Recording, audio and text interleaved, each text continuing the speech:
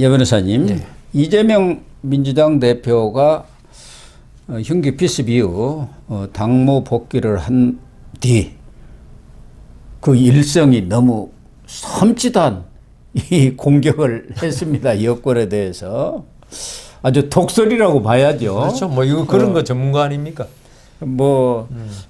법으로 죽이려도 안 되고 펜으로 죽이려도 안 되고 법은 또 모르겠습니다. 펜은 또 무슨 왜 언론한테 지금 언론은 완전히 그쪽인데 편인데 그렇지 않습니까? 그러니까 칼로서 죽이려 했다. 그러나 나는 절대 죽지 않는다. 그런데 그 주어가 없어요. 주어가. 칼로 죽인 사람의.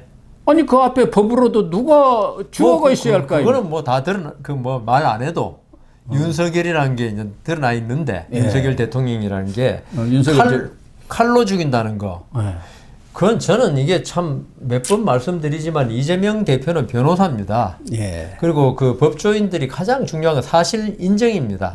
사실이 확정되지 않은 상태에서 함부로 말하거나 주장하는 거는 정말 법조인으로서의 기본이 안 됐다고 보거든요. 그런데 칼로 죽였다는 거 있죠. 지금 그 말을 죽이려 했다는 거죠. 그러니까 법으로도 안 되고 펜으로도 안 되고 전부 다 윤석열 정권, 윤석열 언론 하면 그러면 칼로 도 하면 도자가 있으면은 그 앞에 주어하고 같은 사람이라는 거예요. 그렇지 않습니까? 그러니까 법조인이니까 주어를 빼버린 거 아닙니까? 아니 그러니까 그래도 우리가 알 때 우리가 명예훼손 재판할 때 사람 이름을 적시 안 하더라도 그렇습니까? 그 명예훼손 문구에 전체적으로 볼 때 누군지를 알 수 있으면 명예훼손죄로 처벌받습니다. 그 식으로 지금 법으로도 펜으로도 이거는 결국 법으로도는 고 교수님 왜 그러십니까?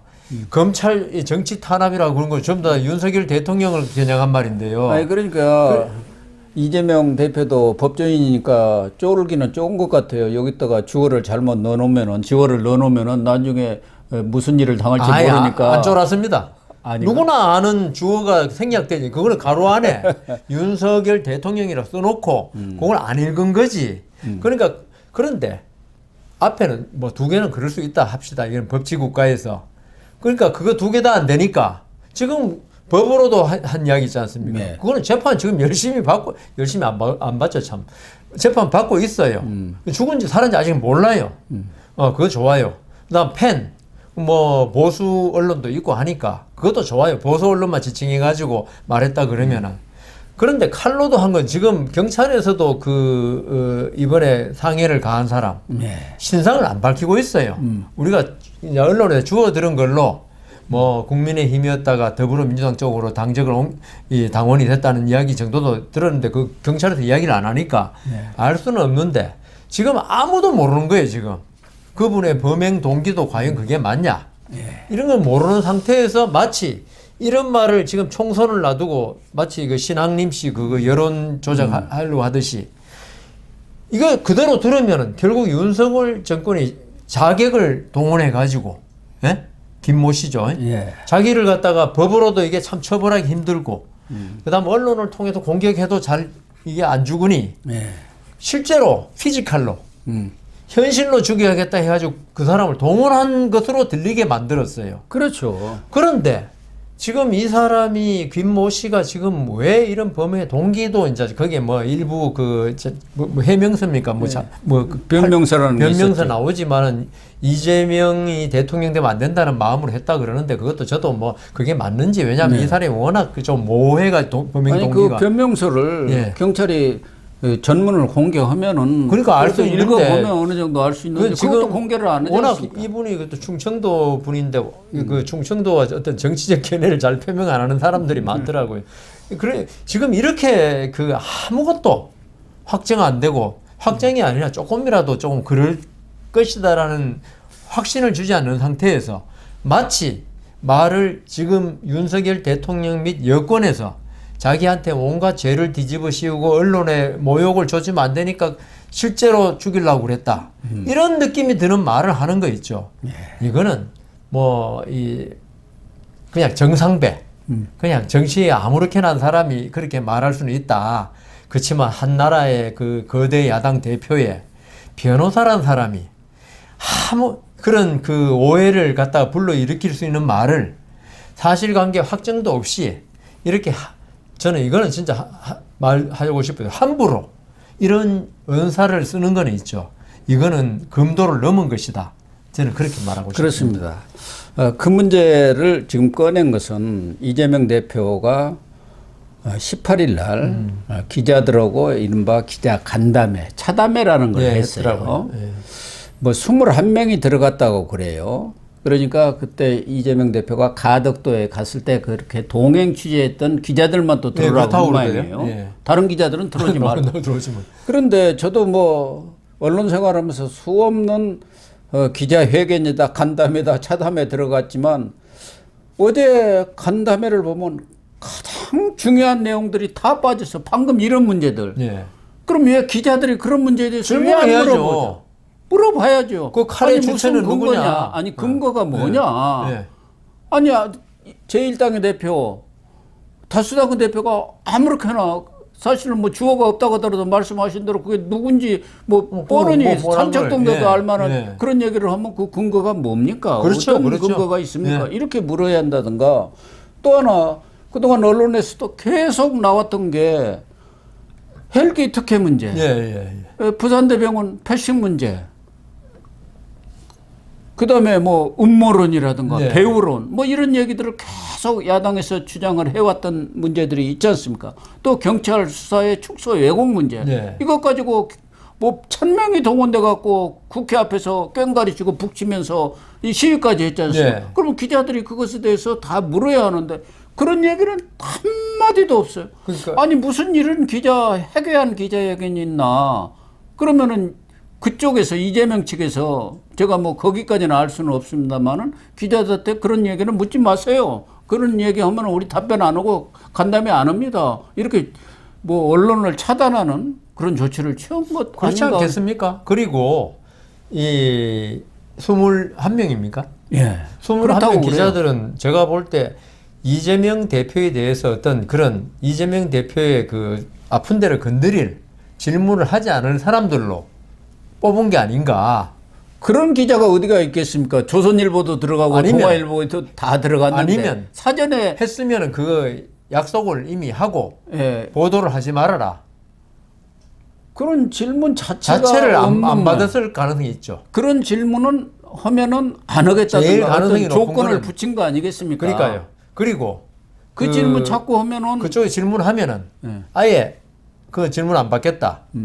그게 제일 가능성이. 조선일보, 동아일보 들어갔다 그러면 다 들어갔겠죠. 그 질문을 21명인데 그게 안 갔을 리가 없지 않습니까? 주요 언론사들이. 국민들이 제일 궁금해하는 게 바로 그건데 그걸 질문을 안 한다는 건 말이 안 되는 거고. 그게 기자입니까? 그러니까요. 그런데 이 보수 언론이라고 통칭하는 이 조선 동아가 물었을 때 답변을 아예 안 한 것 같아요.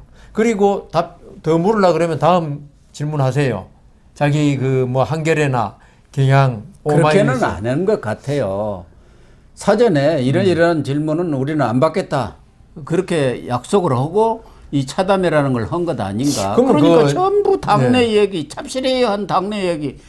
제1당이 목표고 151석을 얻는 것이 목표다. 뭐 이거 하나만 한 얘기들 아닙니까? 그런데 그 오 교수님 기자 하셨으니까 그 조선이나 동아가 좀 기자가 제대로 되는 사람 같으면 그 질문 아무리 하지 마라 그래도 안 했을까요? 그러니까 이게 지금 이렇게 언론 간담회인가 일종의 이것도 뭐 차담회 간담회든 기자회견 아니겠습니까? 일종의. 이런 기자회견을 하는 것은 국민을 우롱하는 거예요. 그러니까요. 내 하고 싶은 말만 전달해 줘라. 그건데 대통령의 기자회견을 해도 그렇게까지는 하지 않습니다. 저는 과거 군사정권 시절에도 청와대도 출입했고 했는데도 그쪽에서 대충 어떤 가이드라는 주지만 그렇다 해가지고 뭘 질문할 것을 못 오게 한다든가 그런 거는 없습니다. 예를 들면 뭐 어떤 답변이 나왔는데 이것은 엠바고로 그래서 언제까지 좀 보도를 유예해 달라든가 그게 무슨 외교 문제라든가 뭐 안보 문제 있을 때 그런 것은 있을 수 있지만 아주 국민들이 가장 핵심적인 내용은 묻지 말아라.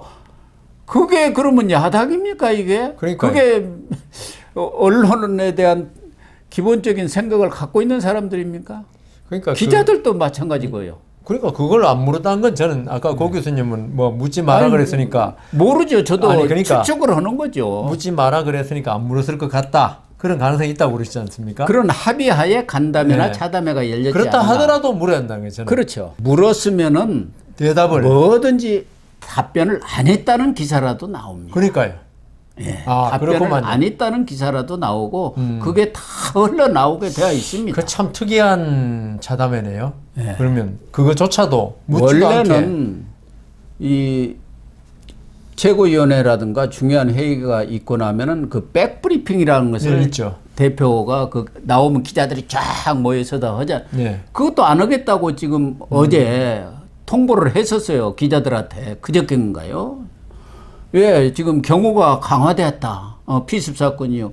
그러니까 이건 언론을 차단하는 거 아니냐. 그렇게 그냥 들고 일어나니까 아마 급히 또 차담회를 만들었는데 그런 얘기가 자꾸 해갖고 보도가 되면은 그렇지 않아도 조금 이 가랑지르려고 하는 좀 수그러들고 있는 특혜 문제가 계속 거론될 것 그 같고 이슈화 되면 자기들 뭐 손해라고 좋겠다. 본 거겠죠. 근데 뭐 모든 걸 떠나서 이제 정리한다면은 저는 그 보수 언론 그래도 기자라면 결기가 있어야 되는데 하지 마라 그랬다 안 했다는 것도 참 웃기는 거고. 예. 그다음 그걸 안 하는 조건으로 차담을 했다면 더 웃기는 거고.